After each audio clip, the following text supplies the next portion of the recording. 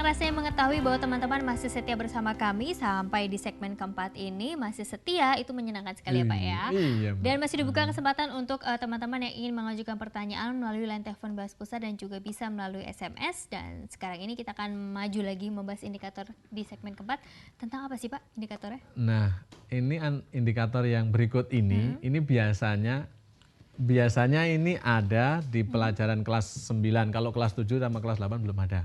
Tapi biasanya selalu berhubungan dengan suka dikeluhkan.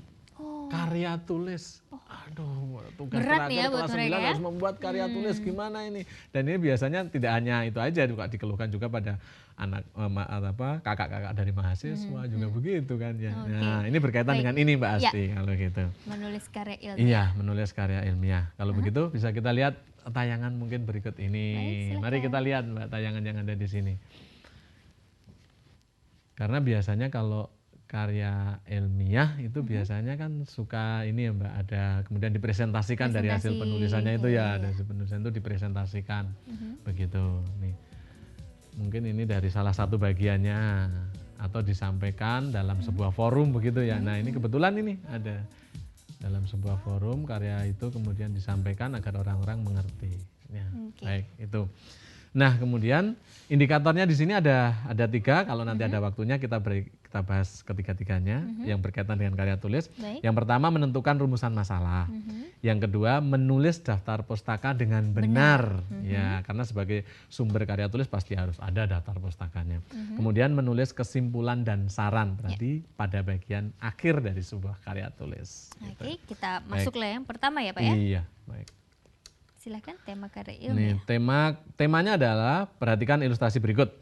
Tema karya ilmiah, pengaruh cahaya matahari terhadap pertumbuhan kecambah. Itu temanya. Kemudian kalau dari tema ini, kemudian mau dibuat rumusan masalahnya yang paling tepat apa sih? Rumusan masalah karya ilmiah yang tepat berdasarkan tema tersebut adalah A. Kapan cahaya matahari berpengaruh terhadap pertumbuhan tanaman? Yang B, bagaimana pengaruh cahaya matahari terhadap pertumbuhan kecambah? Yang C, adakah tanaman yang dalam pertumbuhannya tidak memerlukan cahaya matahari? Kemudian D, mengapa cahaya matahari sangat berpengaruh terhadap pertumbuhan tanaman? Tentunya ada kata kuncinya Mbak. Kalau membuat karya tulis, membuat rumusan masalahnya itu paling penting. Kenapa paling penting? Karena rumusan masalah itu yang akan dibahas nanti dalam bab 2 atau bab pembahasan. Jadi kalau perumusan masalahnya salah, nanti pembahasannya juga bisa salah. Kalau begitu berarti kesimpulannya terakhir juga pasti salah. Berarti salah semua dong Pak karya ilmiahnya. Kalau begitu. Diawali dari sini. Nah, kata kuncinya adalah rumusan masalah itu harus bisa atau bukan merupakan jawaban singkat. Kalau hanya merupakan jawaban singkat, kapan cahaya matahari mulai berpengaruh? Saat pagi hari. Udah selesai. Karya tulis nanti dapat apa? Tidak menjelaskan apa-apa gitu. Jadi kalau begitu harus ada kata tanya itu jelas. Dan kata tanyanya harus yang membutuhkan jawaban secara panjang lebar. Artinya orang yang membuat karya tulis itu mempunyai data, mempunyai uraian yang akan disampaikan kepada para pembaca kalau itu nanti disampaikan dalam bacaan gitu ya. Kalau begitu berarti pilihan yang A, kapan itu tentu tidak. Kemudian yang B, bagaimana pengaruh cahaya? Ini bisa. Kemudian yang D, adakah tanaman yang dalam pertumbuhan tidak memerlukan cahaya matahari? Kalau pun dijawab pasti sedikit jawabannya. Kemudian mengapa cahaya matahari sangat berpengaruh terhadap pertumbuhan tanaman? Ini juga bisa, tetapi ini sebenarnya jawaban D itu terangkum dalam B ini. Bagaimana pengaruh cahaya matahari terhadap pertumbuhan kecambah? Ini bisa dijawab secara panjang lebar. Berarti jawaban yang benar adalah yang B. Sebenarnya kata kuncinya sebenarnya gampang. Di mana Pak kata kuncinya? Kata kuncinya kalau ada persoalan seperti ini, rumusan masalah itu yang paling banyak ditemukan atau jawabannya biasanya menggunakan kata bagaimana, karena itu uraiannya membutuhkan jawaban yang panjang. Tapi tentu saja dilihat dengan temanya lah ya Mbak ya, jangan kemudian asal begitu gitu ya. Kalau begitu bagaimana kalau sekarang ini kita menjawab soal Pak yang datang melalui SMS dari nomor 0878211 sekian-sekian. Pertanyaannya adalah apa sajakah unsur-unsur di dalam karya ilmiah? Unsur-unsur dalam karya ilmiah. Oh, maksudnya mungkin begini Mbak. Jadi sebuah karya ilmiah itu apa sih yang bisa dibuat sebuah karya ilmiah begitu ya. Tentunya karya itu satu, pasti menarik bagi orang yang mau membuat penelitian itu tentu. Itu harus menarik. Yang kedua, tentunya orang yang mau menulis mempunyai data. Kalau mau membuat tapi kemudian nggak bisa menentukan datanya, ya susah.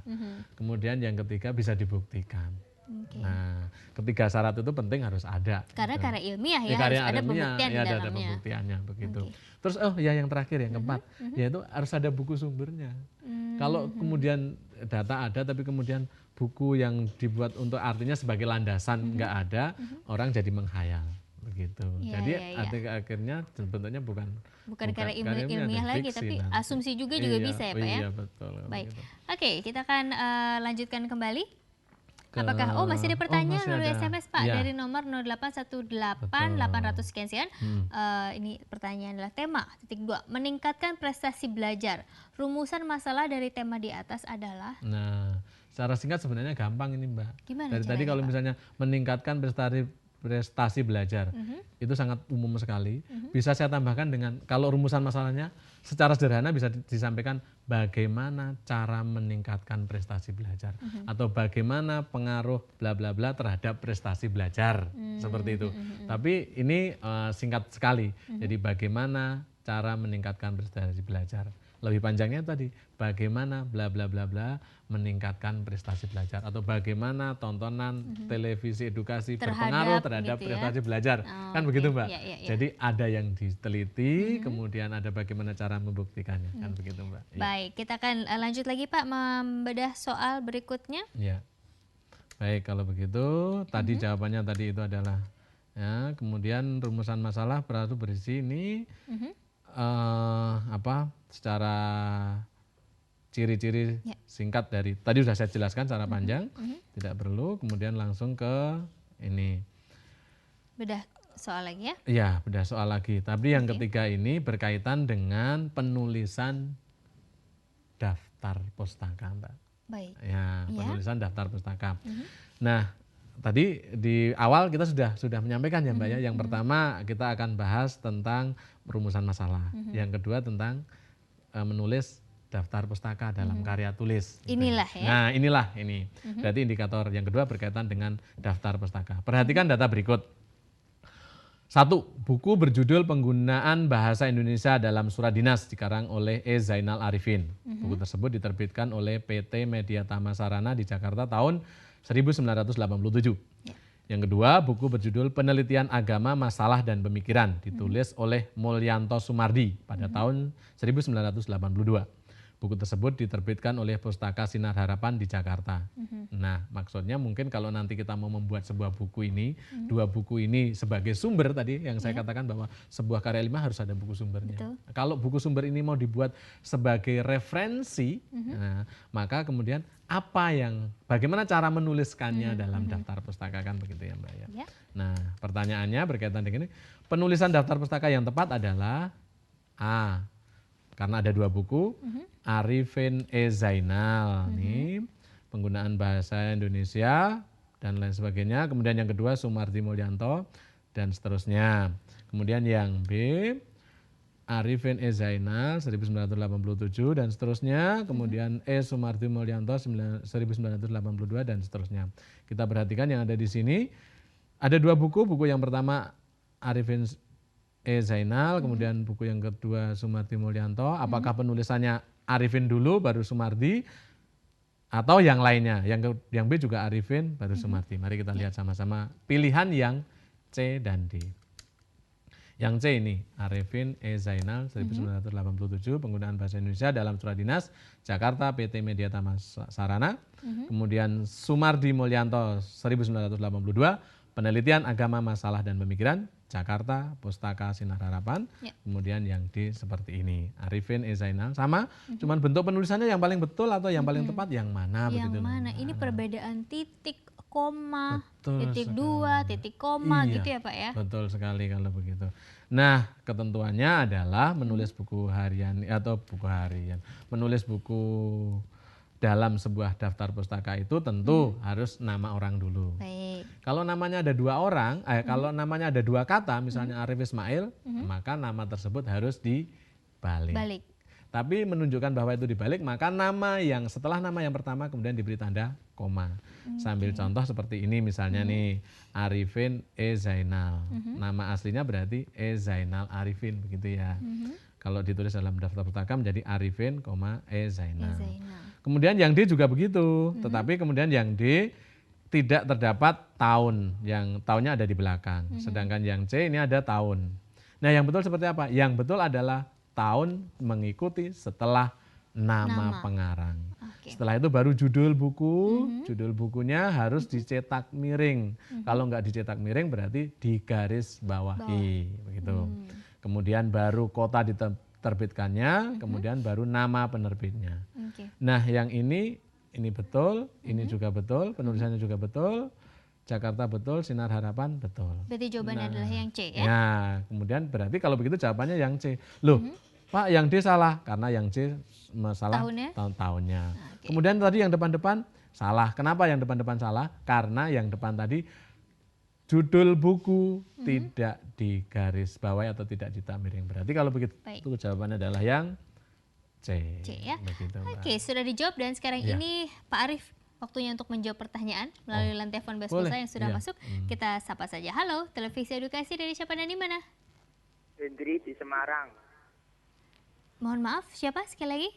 Hendri di Semarang. Henry di Semarang. Silakan pertanyaannya apa? Ya. Apakah perbedaan rangkuman dengan gagasan utama? Apakah perbedaan rangkuman dengan gagasan utama? Baik, terima kasih Henry ya, selamat belajar. Baik, berarti Henry memperhatikan sekali nih kalau begitu. Ya, apa bedanya gagasan utama dengan rangkuman? Kalau gagasan utama itu berarti ada dalam satu paragraf. Kalau rangkuman itu berarti gabungan dari beberapa gagasan pokok atau gagasan utama digabungkan menjadi satu kalimat atau menjadi dua kalimat, tapi berhubungan. Dan kalau ada 5 paragraf, berarti 5 gagasan pokok dirangkai menjadi satu, namanya rangkuman. Tapi kalau gagasan pokok berarti inti dari sebuah paragraf. Oke, sudah dijawab pertanyaan dari Henry yang ada di Semarang. Dan sekarang ini apakah kita masih ada pertanyaan melalui SMS? Silahkan menghubungi di 0821 1121173 itu untuk nomor SMS. Telepon di 0800 140 3046. Dan sekarang ini kita sudah menerima pertanyaan melalui SMS Pak Arif dari nomor 0819 731 sekian nih pertanyaannya. Kapan menggunakan huruf besar atau huruf kecil, huruf miring atau tidak dalam membuat daftar pustaka? Ini soal yang tadi dibahas ya. Baik, kalau begitu. Kebetulan ada tayangannya, boleh dilihat yang ada di sini nih. Pas banget nih. Ya, silakan. Penulisan daftar pustaka, nama pengarang dibalik tanpa gelar dan diakhiri tanda titik. Baik. Tahun terbit diakhiri dengan tanda titik, judul dicetak miring atau digaris bawahi dan diakhiri dengan tanda titik. Kota terbit diakhiri dengan tanda titik 2 dan diakhiri dengan tanda titik. Kalau penulisan huruf besar tentunya kalau itu sebuah buku, menulisnya setiap dari awal kata ditulis dengan huruf besar. Kalau nama juga begitu sama. Kalau nama pasti setiap awal dari sebuah nama pasti ditulis dengan huruf besar. Kota tempat diterbitkan juga begitu, nama penerbitnya juga seperti itu ya. Iya. Baik, itu tadi jawabannya sudah dirangkum semua di sana ya. Oke. Nah, teman-teman seperti Asi sampaikan tadi bahwa di penghujung segmen keempat ini kami akan menggelar kuis si kuadran, cerdik, cepat, cermat, dan ceria. Apakah kamu sudah siap? Karena sekarang ini adalah waktunya untuk kuis si kuadran.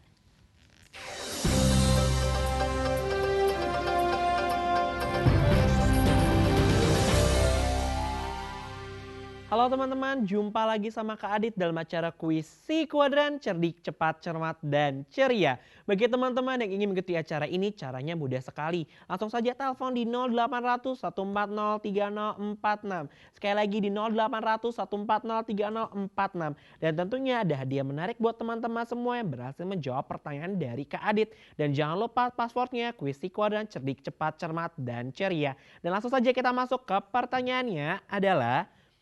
Perhatikan ilustrasi berikut. Ketua OSIS tidak bisa memimpin rapat persiapan pelaksanaan bazar buku di sekolah karena harus memenuhi undangan PMI dalam rangka penanggulangan narkoba. Untuk itu, ia menugaskan wakil ketua OSIS untuk menggantikannya memimpin rapat tersebut. Ia kemudian menulis memo. Kalimat memo yang tepat berdasarkan ilustrasi tersebut adalah A. Tolong wakili saya menghadiri rapat penanggulangan narkoba, saya ada rapat OSIS. Atau B. Harap menghadiri rapat OSIS, saya akan menghadiri rapat penanggulangan narkoba. Mudah sekali bukan pertanyaannya? Apakah sudah penelpon masuk? Ya, halo, dengan siapa di mana? Halo, Assalamualaikum. Ya, dengan siapa ya, dengan siapa di mana? Ardiansa di Gorontalo. Alfiansa di Gorontalo. Passwordnya terlebih dahulu. Kuis kuadran cerdik, cepat dan cermat dan ceria. Iya, betul sekali. Langsung jawabannya yang A atau yang B? A. Yang mana? Yakin yang A? Insya Allah.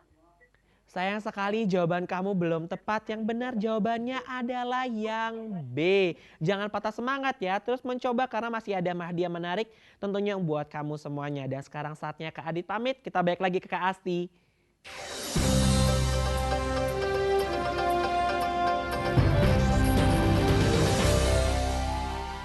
Terima kasih Kak Adit. Waduh, sayang sekali. Kuis si kuadran kali ini hadiahnya tidak bisa dibawa pulang ya. Terpaksa saya bawa pulang nanti, Mbak. Oh, Bapak. Bapak harus ikutan kuis si kuadran dulu Kak gitu Iya, ya. begitu. Pak, kita sudah di penghujung acara nih. Kesimpulan yang bisa diberikan untuk terus memotivasi teman-teman semua di rumah dalam menghadapi ujian nasional nanti apa? Silakan Iya. Pak. Baik, kesimpulannya adalah anak-anak di rumah, bahasa Indonesia bukan merupakan pelajaran yang berat ataupun susah. Yang penting setiap kalimat atau setiap paragraf atau setiap bacaan yang ada di situ harus dicermati dengan baik. Kalau itu berhubungan dengan tadi yang kita bahas tentang menulis memo, berarti tulisannya harus singkat, sopan, tapi mudah dimengerti. Baik. Ya, kemudian yang kedua, menulis rangkuman. Cara menulis rangkuman adalah dengan mencari atau menemukan gagasan pokok dari setiap paragraf. Kalau ada 2 ditulis 2 gagasan pokoknya, ada 3 tulis 3, digabungkan menjadi sebuah kalimat yang berhubungan tentunya. Ya. Kemudian yang ketiga, pada penulisan karya tulis atau membuat karya tulis itu membuat rumusan masalah adalah sesuatu yang bisa dijawab atau dijabarkan dalam bab kedua atau pembahasan. Oleh karena itu biasanya kata yang dipakai adalah menggunakan kata bagaimana, tapi harus disesuaikan dulu dengan temanya. Ya. Yang keempat adalah Karya menulis karya ilmiah yang berkaitan dengan daftar pustaka. Ketentuannya adalah kalau daftar pustaka itu pasti ditulis dengan nama dulu, pasti dengan huruf besar sesuai dengan ketentuannya, kemudian tahun, kemudian buku, nama buku yang dicetak miring, kemudian nama kota tempat diterbitkannya dan nama penerbit. Itu Mbak Baik, Asti 4 poin sudah disampaikan oleh Pak Iya. Arief. Semoga teman-teman betul-betul menghayatinya. Ini bisa membantu dalam mengerjakan Iya. soal-soal ujian nasional nanti ya. Iya. Pak Arief, terima kasih banyak atas kehadirannya. Sama-sama Mbak Terima Asti. kasih juga untuk teman-teman semua yang telah setia bersama kami. Saya Iya. Si Mohtar, Pak Arief, Kak Adit, dan juga seluruh kerabat kerja televisi edukasi yang bertugas. Pamit undur diri, kita akan berjumpa di lain kesempatan. Sampai jumpa, selamat belajar.